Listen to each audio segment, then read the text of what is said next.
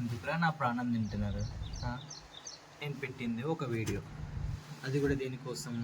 Bro మీరు ration డీలరే కదా, eKYC అంటారు, అది అసలు ఎట్లా చేసుకోవాలా, ఏం చేసుకోవాలని ప్రతి ఒళ్ళు ఆడికి కాల్ చేసి అడుగుతారు. కాబట్టి సరే ఎట్లాగో అవేర్నెస్ ఇస్తున్నాం కదా అని ఒక యూట్యూబ్ వీడియో తీసి పెట్టినా.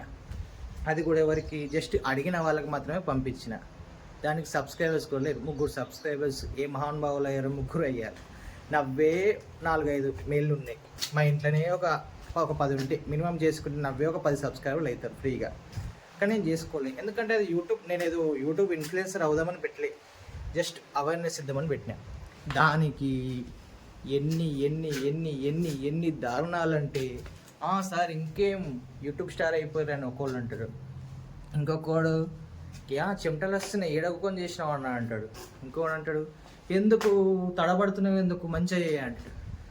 అరే పోనీ నీకే అది యూట్యూబ్ వీడియో చూసి నీకేమన్నా అర్థమైందా అంటే, నువ్వే చేసినావు చూసినా, అదేదో రేషన్ ఈకేవైసీ చేసి.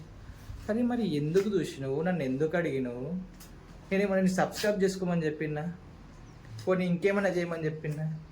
చూసి కామెంట్ పెట్టు, ఏదో పెట్టు అని చెప్పినా, ఏం చెప్పలే కదా, మరి ఎందుకు?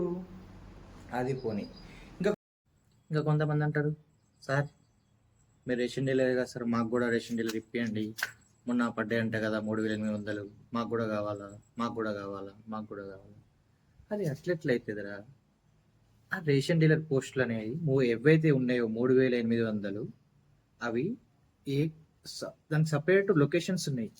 ఎక్కడైతే ఆ లొకేషన్స్ ఎక్కడైతే ఖాళీ ఉన్నాయో, ఆల్రెడీ ఇంతకుముందు ఉన్న రేషన్ డీలర్లు ఎవరైనా ఎక్స్పైర్ అవ్వడం కానీ, లేదంటే కొత్త షాపులు అలాట్మెంట్ చేయడం కానీ, అలాంటివి ఏమైనా ఉంటే వాటికి సంబంధించి సపరేట్ నోటిఫికేషన్ ఉంది.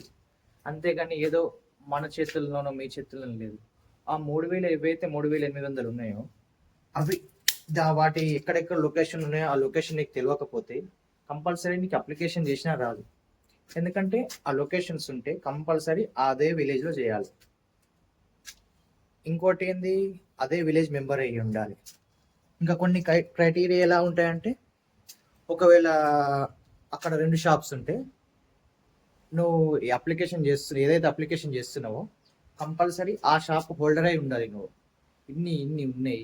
మళ్ళీ దాంట్లో రిజర్వేషన్ ఉంటుంది, కేటగిరీస్ ఉంటాయి, మళ్ళీ దాంట్లో మేల్ ఫీమేల్ ఉంటుంది, ఇన్ని ఉన్నాయి. సింపుల్గా ఇన్స్టాగ్రామ్ వీడియోలు పంపి, వెయిట్ న్యూస్లో వీడియో పంపి, సార్ ఇన్ని ఉన్నాయి అంట కదా సార్, మాకు కూడా ఇప్పియండి సార్, మాకు కూడా ఇప్పియండి సార్, కావాలంటే ఏమన్నా పైసలు ఉంటే చూసుకుంటాం. అవి ఎట్లయితాయి? అది మళ్ళీ ఏమన్నా ఆన్లైన్ ఎగ్జామ్ అంటే ఆఫ్లైన్ ఎగ్జామ్. ఫస్ట్ అప్లికేషన్ మొత్తం ఆఫ్లైన్ ఉంటుంది. ఇంకా నాకు తెలిసి ఈ ఆగస్టు 31 వరకు ఇంకా ఉంది వాళ్ళకు ఆ exam. Offline exam MRO office నుంచి వాళ్ళు అప్లికేషన్ ప్రాసెస్ చేస్తారు. మొత్తం ఎంఆర్ఓ ఆఫీస్లో ఉంటుంది. అది అప్లికేషన్ ప్రాసెస్ అయిన తర్వాత వాళ్ళు ఎగ్జామ్ కండక్ట్ చేస్తారు. 100 మార్క్స్ ఎగ్జామ్ ఉంటుంది. దాంట్లో 80 మార్క్స్ అనేది రిటర్న్ ఎగ్జామ్ ఉంటుంది, 20 మార్క్స్ అనేది ఇంటర్వ్యూ ఉంటుంది. ఆ 80 మార్క్స్లో కూడా దాదాపు ఒక 20 అయితే రిపీటెడ్ క్వశ్చన్సే, ఏ మెయిన్ రేషన్ షాప్ సంబంధించిన రిపీటెడ్ క్వశ్చన్స్.